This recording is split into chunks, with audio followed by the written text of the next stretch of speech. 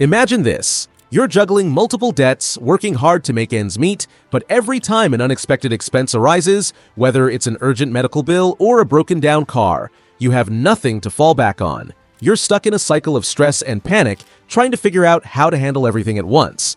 What if I told you that you could actually start building an emergency fund, even while you're in debt? That's right, even with debt piling up, it is still possible to put a financial safety net in place. In this video, I'm going to show you 5 practical, actionable steps to build an emergency fund while handling your debt. Ready to take control of your finances? Let's dive in.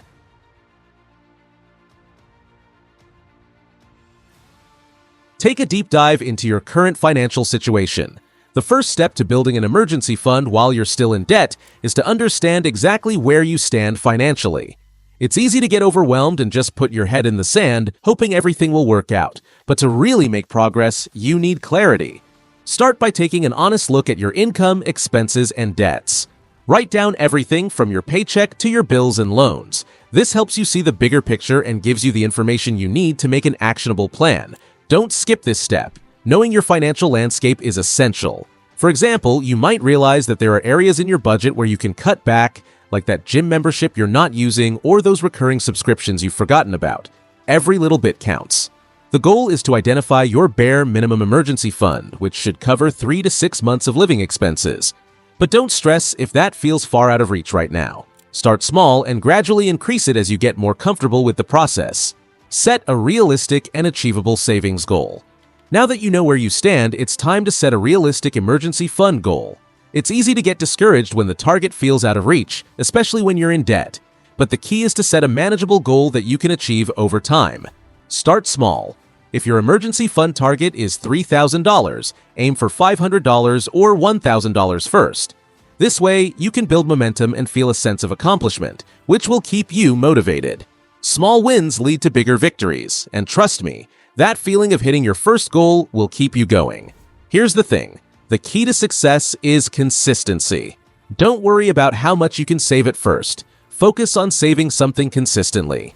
Even if it's just $50 a month, that's progress. Over time, those smaller amounts add up and get you closer to your target. Prioritize your debts, but don't ignore saving. When you're in debt, it might feel like you should focus entirely on paying it off before worrying about saving. While paying off high-interest debt should absolutely be a priority, it's equally important to start saving for an emergency fund as soon as possible. Here's the truth. Debt won't go away overnight, and emergencies happen when you least expect them. So, while you're chipping away at your debt, set aside small amounts for your emergency fund. One strategy is the debt avalanche method, where you focus on paying off high-interest debt first, like credit cards, while still saving a small percentage of your income each month.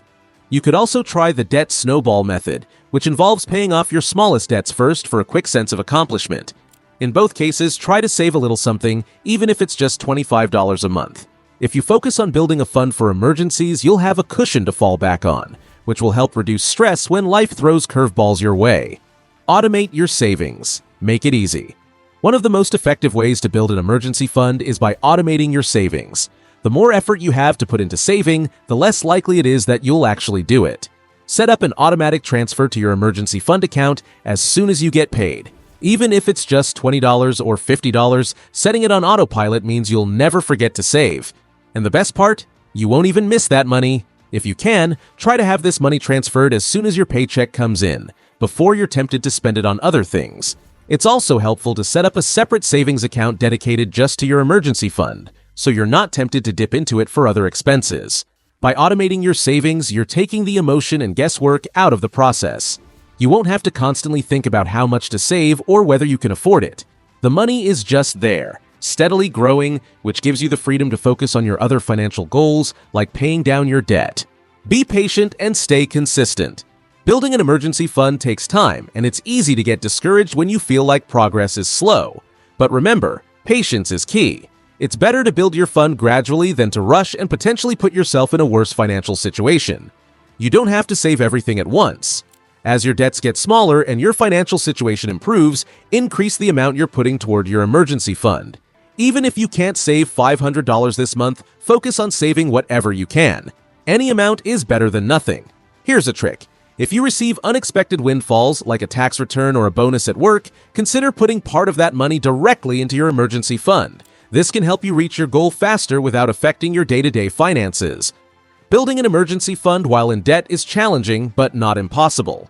By understanding where you stand financially, setting small and achievable goals, prioritizing your debts, automating your savings, and staying consistent, you'll create a financial safety net that can help you weather life's storms. Remember, the goal is progress, not perfection. It might take time, but every step you take brings you closer to financial security and peace of mind. If you're ready to tackle your finances head-on and learn more about budgeting and planning, don't forget to check out our budgeting and financial planning playlist, where you'll find more tips and strategies to help you make smarter financial decisions.